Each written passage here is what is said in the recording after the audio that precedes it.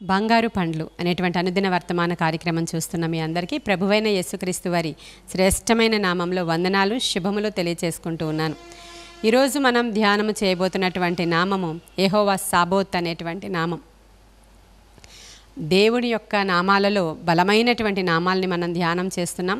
యెహోవా సాబోత్ అంటే అర్థం ఏంటంటే సబాత్ అంటారు, సాబోత్ అంటారు. యెహోవా సాబోత్ అంటే దేవుడు సైన్యములకు అధిపతి అనేటువంటి మాట. యెహోవా సేనాధిపతి, యెహోవా సైన్యములకు అధిపతి అనేటువంటి మాటని మనం ధ్యానం చేస్తూ ఉన్నాం. మన దేవుడు సైన్యములకు అధిపతి అనే మాట. దేవుని యొక్క సైన్యం చాలా గొప్పది ప్రియమైన దేవుని బిడ్డలారా. దేవుని సైన్యం ఎక్కడుంటుంది, ఎలా ఉంటుంది, ఆ సైన్యంలో ఎవరెవరు ఉంటారు అని మనకు ఆలోచనలు వస్తాయి కొన్ని సందర్భాల్లో. ఆయన ఆకాశ సైన్యాన్ని కలిగి ఉన్నాడంట. నక్షత్రములు కూడా ఆయన సైన్యములో ఒక భాగము.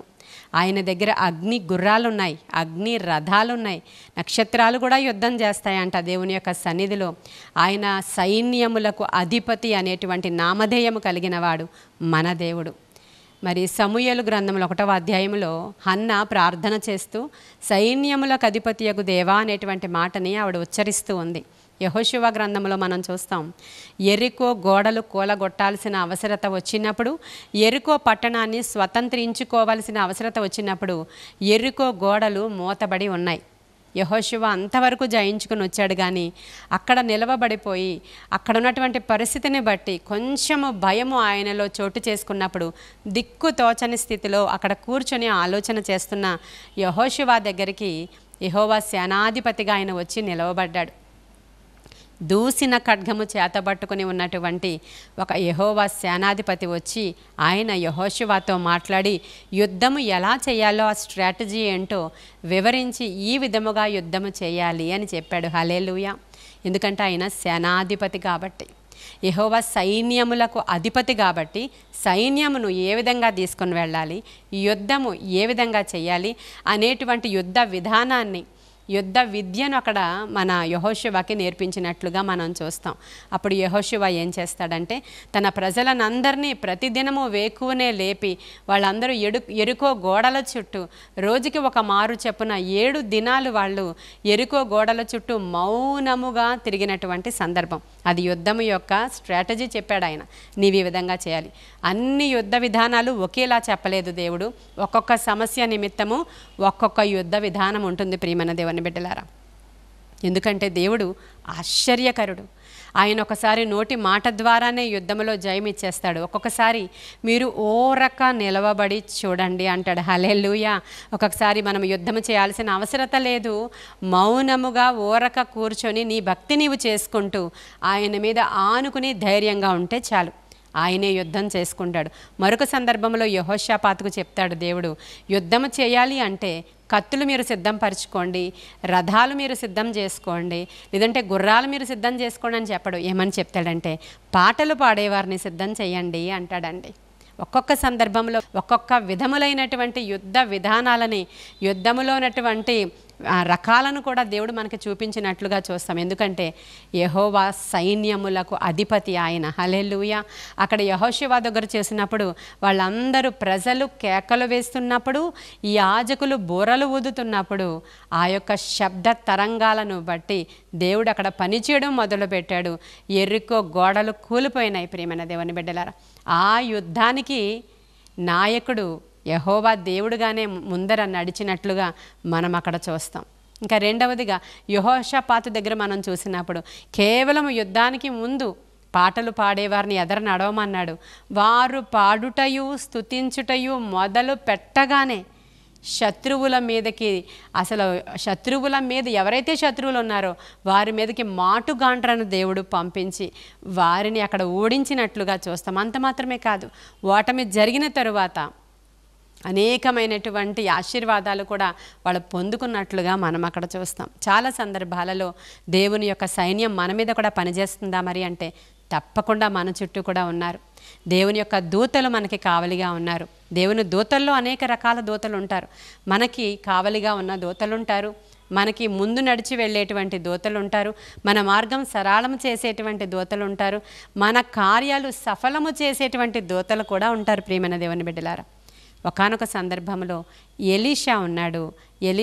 ఎలీషాను పట్టుకురమ్మని సిరియా రాజు ఒక ఆజ్ఞ ఇచ్చాడు.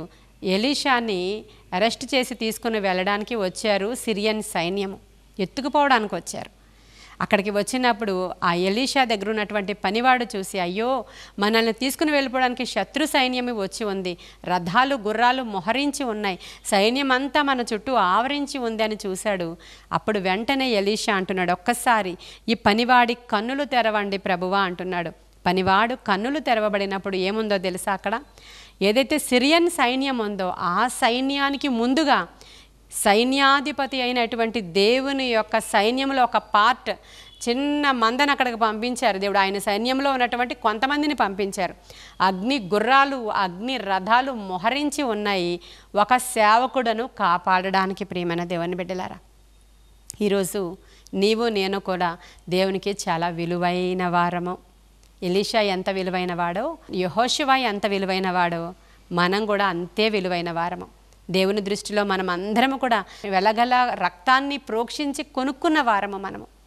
ఆయన విలువ పెట్టి మనల్ని కొనుక్కున్నాడు. మనందరినీ కూడా దేవుడు చాలా విలువైన వారిగా మనల్ని చూస్తున్నాడు. కాబట్టి నీ పక్షముగా కూడా దేవుని యొక్క సైన్యము పనిచేస్తూనే ఉంది. కాబట్టి పాదములకు రాయి తగలకుండా ప్రభు మనల్ని ఇలా ఎత్తి పట్టుకుంటున్నాడు. అనుదినము ఇలా ఉదయానికే లేచి స్తుతిస్తున్నాము అంటే ఆయన కృప నీ మంచం చుట్టూ ఆవరించి ఉన్నటువంటి దేవుని దూతలు, ఆయన సైన్యములో భాగము మనతో పనిచేస్తూ ఉన్నారు, మన కూడా ఉన్నారు, మనల్ని ఆవరిస్తూ ఉన్నారు. ఈరోజు వర్తమానం మీ వరకు చేరుకుంటుంది అంటే వీటిని మోసుకుని వచ్చేది కూడా దూతలే. ప్రియమైన దేవుని బిడ్డలారా, లేకపోతే ఈ లోకాధికారి మీ దగ్గరికి వర్తమానాన్ని చేరనిస్తాడా? నేను మాట్లాడే మాటల్ని చూడడానికి ఆ యూట్యూబ్లో పర్మిషన్ కూడా ఇవ్వడు.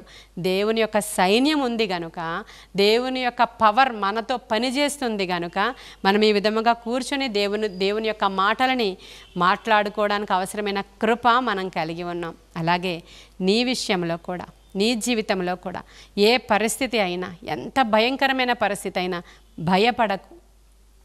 యెహోవా సాబోతుగా ఈరోజు మీ ఇంట్లోనికి వస్తున్నాడు. ఆయన ఖచ్చితముగా నీ శత్రువు మీద జయమిస్తాడు దేవుడు. నీకు నీ శత్రువు మీద జయమిస్తాడు ఆయన. శత్రువులను జయించడానికి అవసరమైన శక్తినిస్తాడు ఆయన, జయమిస్తాడు ఆయన. యెహోవా సాబోత్ అనేటువంటి పదాన్ని ఉచ్చరిస్తూ ఈ రోజంతా కూడా మీరు దేవునితో సహవాసం చేయండి, ప్రార్థన చేయండి. సైన్యములకు అధిపతియగు యెహోవా నీకు వందనాలని హన్నా ప్రార్థన చేసినట్లుగా మీరు కూడా ప్రార్థన చేయాలని ఈ కొన్ని మాటలు దేవుడు మన వెనుకడిలో దీవించునుగాక. ఆమేన్. ప్రార్థన చేసుకుందాం.